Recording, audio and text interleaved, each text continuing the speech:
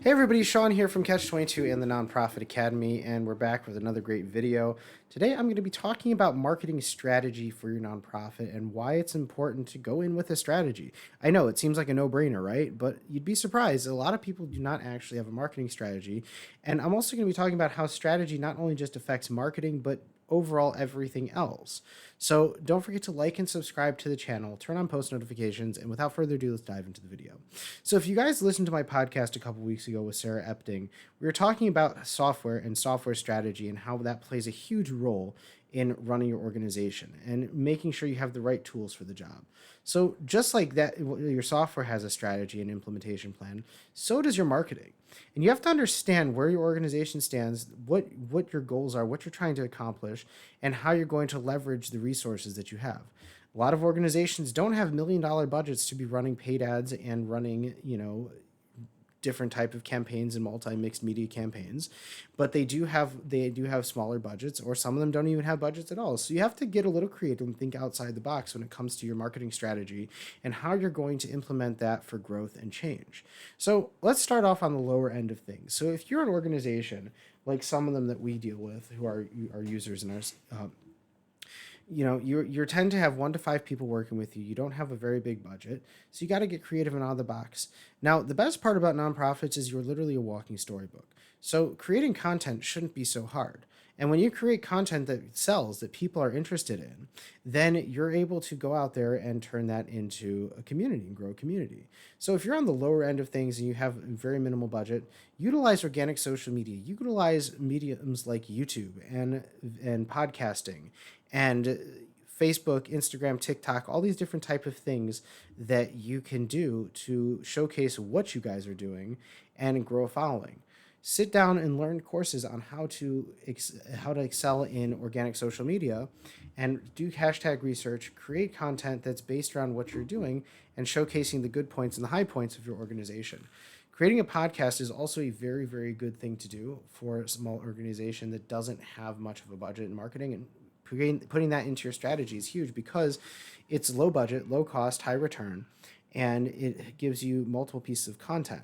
Creating a YouTube channel also showcasing the different things that you're doing, and then creating informational videos, because every organization is trying to change the world in some way or another. It's also a low budget, low cost type of thing. And YouTube is the second largest search engine out there next to Google, and it's owned by Google.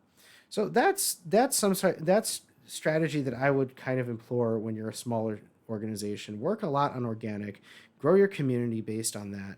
Start scaling and utilize the Google grant to drive new people onto your email list and run email campaigns to follow up with them.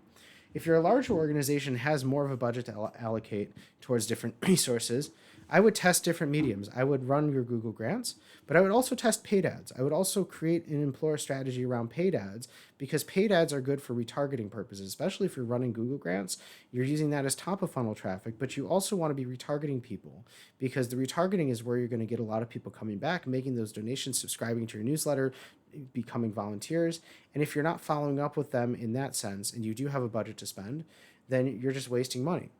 Running paid ads on Facebook, running paid ads on Instagram is definitely something ideal, because you're able to capture those audiences and get in front of more people and get them to do what you want them to do. I would also recommend influencer marketing. I hate the word influencers, but I actually had a call the other day with a guy who does influencer marketing, right? And it's all about getting the right people who are actually aligned with what you're doing to be part of your brand. I would rather call it a brand ambassador that you have to pay, but if you have the budget for that too, getting these type of people to connect with you and align with you is also huge, because the more people are connected and aligned with your brand and with your organization, the better it's going to be. If you're a larger organization, definitely mix it up with multiple mediums, paid ads, Google grants, running influencer campaigns, but also really creating a strategy, multiple different strategies. What's your fundraising marketing strategy? What's your brand awareness strategy? What's your general evergreen strategy?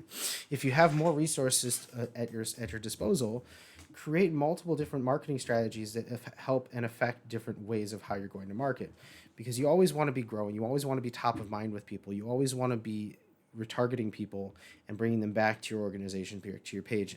You always want to be ready for that fundraising campaign if you're going to be doing a campaign, or just in general running ads to promote your organization and being in front of more people.